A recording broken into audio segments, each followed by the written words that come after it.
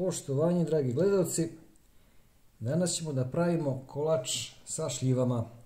Sad je sezona šljiva, vrlo su lepe i ukusne, mesnate, vidite. Imam pun tanjir šljiva. Prvo ćemo da šljive očistimo. One su oprane i očišćene od peteljki, nego sad ćemo da vadimo koštice. Evo, to se jednostavno ovako radi. Presečete ovdje preko pola i izvadite košticu. Može malo nožem pomoći, ako ne možete baš prstima. Evo ovako, znači lepe dve polovine. I tako uradimo i sa ostalim šljivama. Pazite, ove koje su mekše, da ne prsnu. Ova se lakše vadi. I stavljamo ih ovdje u tepsiju za sad.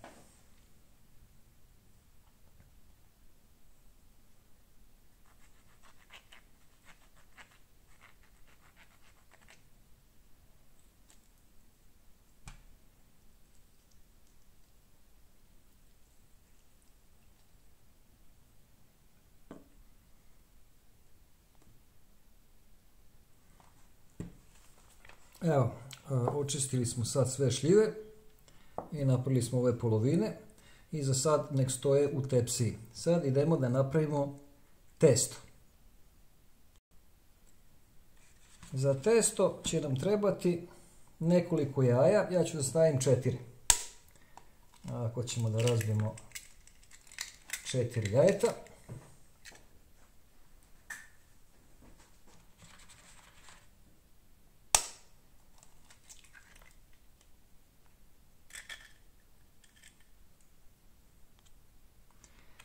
Evo, 4 jajeta su tu, zatim dodajemo jednu kesicu praška za pecivo.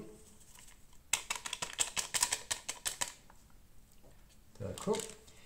Zatim ćemo dodati jedno 4 supene kašike šećera.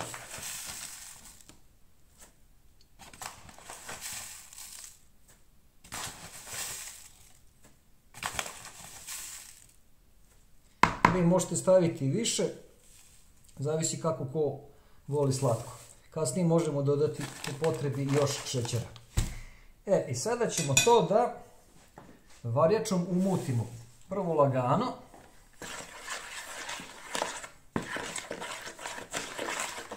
Možete i mikserom, ali nema potrebe. Ovo je sasvim dovoljno brzo ovako varjačom.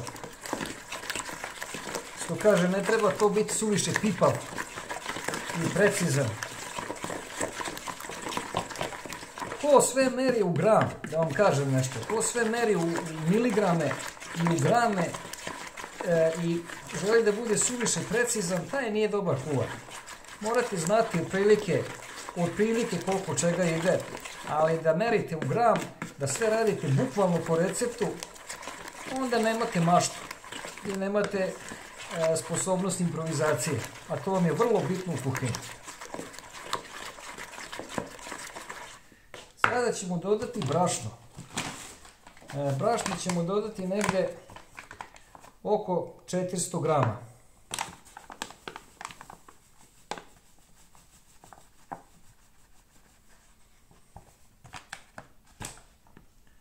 I sad to pažljivo umešamo.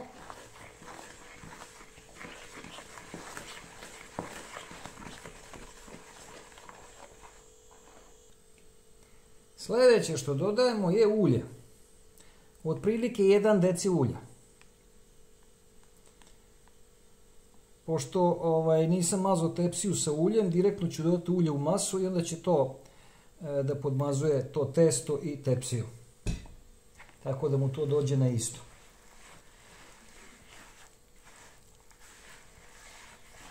Opet malo umutimo varjačom. Sada dodajemo mlijeko. Postepeno dodajemo, pomalo.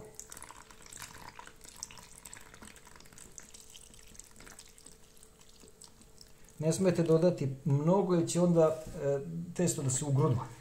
I vrlo polako, evo pogledajte, vrlo polako mešate dok se masa ne homogenizuje, dok se sve lepo ne sjedini.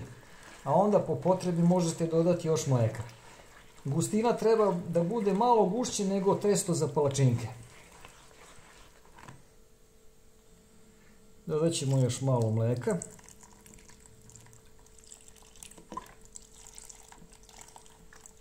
I nastaviti da mešamo.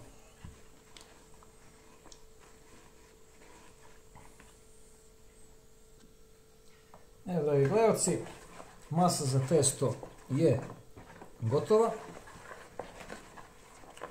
Sada ćemo da to izlijemo u tepsiju.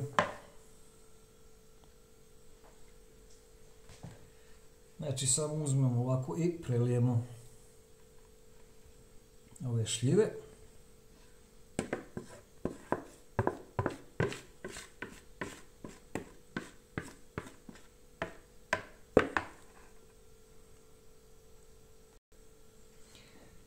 Evo, gledalci, izlili smo testo po šljivama. Sad malo ovako varjačom samo popravimo. Čak može i da se promeša ovdje u tepsiji, pošto je dosta tečno. Kažem, treba da bude gustine kao testo za palačinke otprilike, malo gušće. I sad ide u rernu na nekih 180 stepeni, prilike pola sata. Evo, dragi gledalci, kolač je gotov, kolač sa šljivama.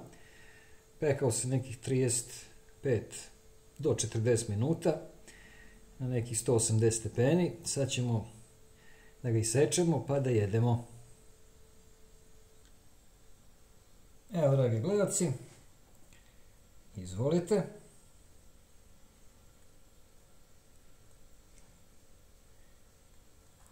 Pogledajte kako je sočno. Lep kolač. Ukusan i jednostavan. Fantazija. Ako vam se video svidao, lajkujte, delite i prijavite se na moj kanal. A mi se vidimo nekom sljedećom prilikom.